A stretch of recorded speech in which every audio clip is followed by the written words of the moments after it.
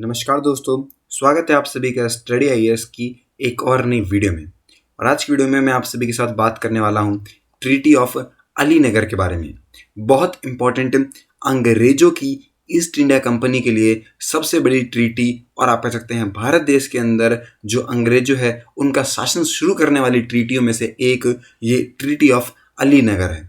हम लोग अपनी आज की वीडियो में देखने वाले हैं कि आखिर किस तरीके से इस अलीनगर ट्रीटी ने हर एक चीज़ को यहाँ पे एक शुरुआती पड़ाव दे दिया और उसको पार करने के बाद अंग्रेजों ने 200 साल तक भारत पे राज किया।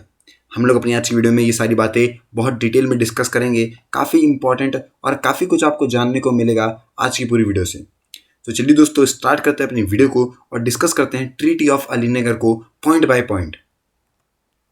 लेकिन मैं कुछ भी स्टार्ट करूं उससे पहले आप लोगों को बताना चाहूँगा कि आखिर अनअकैडमी की परफॉर्मेंस आप लोग देख सकते हैं पिछले 2 सालों से बहुत अच्छी चल रही है। ऐसे ही आप लोगों के लिए आरंभ बैच चालू हो जाएगा 16 फरवरी से। बहुत नॉमिनल प्राइसेस हैं, 40% तक का ऑफ आपको मिल रहा है 15 फरवरी तक।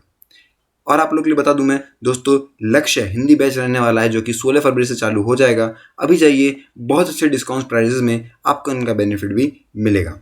0% EMI का फ़ायदा आज से ही आप लोग उठा सकते हैं। और दोस्तों बता दूंगा, आज 11 बजे रहने वाला है आपका यूपीएससी सीएससी का जीएस कॉम्बैक्ट, जहां पे आप अभी जाके एनरोल कर सकते हैं हमारा कोड यूज करके, जो कि है स्टडी आईएएस।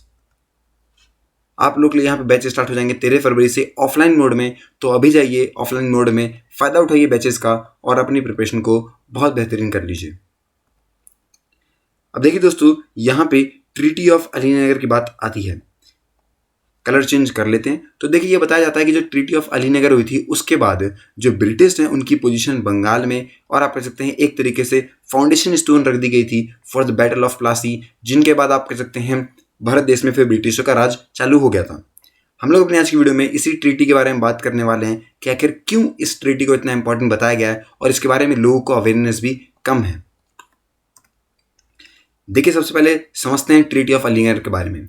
इसको साइन किया गया 9 फरवरी 1757 में between British east India company, Robert Clive थे उनकी तरफ से, और नवाब ऑफ बंगाल सिराजुद्दौला जो थे वो नवाब की मतलब बंगाल की तरफ से आए थे।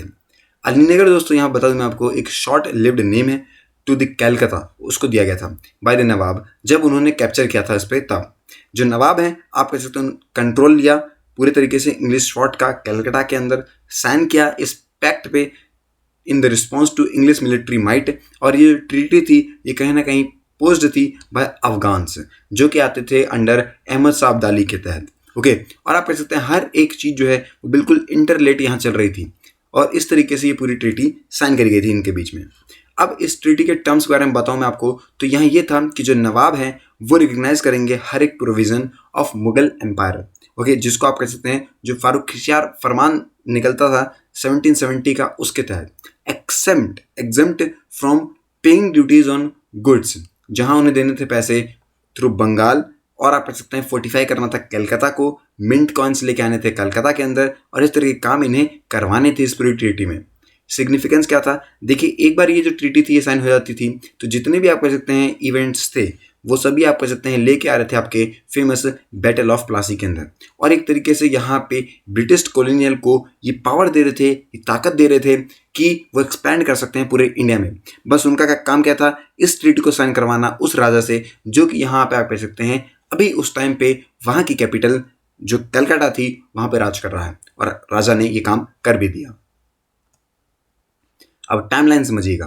1600 के अंदर दोस्तों यहाँ बताऊँ मैं आपको, इंग्लिश ईस्ट इंडिया कंपनी ने फॉर्म किया अपना एक रॉयल चार्टर, और मोनोपोली की बात करी कि वो हर एक ट्रेड करेंगे from England in the east. 1613 के अंदर जो यहाँ पे रॉयल फरमान आता है from Mughal empire. Okay, Jahangir वो अलाउ करते हैं कंपनी को कि वो अपनी फैक्ट्रीज और वेयर हाउस खोल सकते हैं।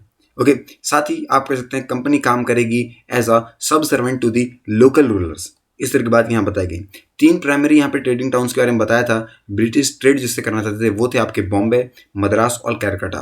ओके, और इन पे यहाँ पे बता दूँ आपको 60% जो थे ये सारे के सारे इंग्लिश पोर्ट थे फ्रॉम एशिया। 1707 के बाद जब डेथ होती है औरंगजेब की, जब मुगल एम्पायर दोस्तों यहाँ पे आप कह सकते हैं काफ़ी ज़्यादा दिक्कत में आ रहा था, तब आप कह सकते हैं उनकी जो पावर थी वो काफ़ी जल्दी जल्दी ख़त्म होने लगी। 1717 के अंदर मुगल एम्पायर जो यहाँ पे फर्रुखशियार फरमान था वो फेवरेबल काम करते थे कंपनी का जो ट्रेड करती थी बंगाल में उनके लिए। 1717 से लेकर 1727 तक जो नवाब मुर्शिद क्वाली खान आते हैं उन्हें एक नया ऑटोनोमस मिला रूलर ऑफ द बंगाल का, पर उन्होंने यहाँ पे रिफ्यूज़ कर दिया कि वो फरमान जो कि 1970 में साइन किया गया था उसको कर सकें। ओके, 1717 आएगा यहाँ पे, समझिए। तो इस वाले फरमान को जो ऊपर मिलता है इसको यहाँ पे उन्होंने एक्सटेंड करने से मना कर दिया। 1755 में यहाँ पे फ्रेंच कंपटीशन को देखते हुए इंग्लिश ने चालू किया अपना रीनोटिंग करना, फोर्टिफिकेशन हुए कलकत्ता के अंदर बिना ही नवाब के परमिशन से।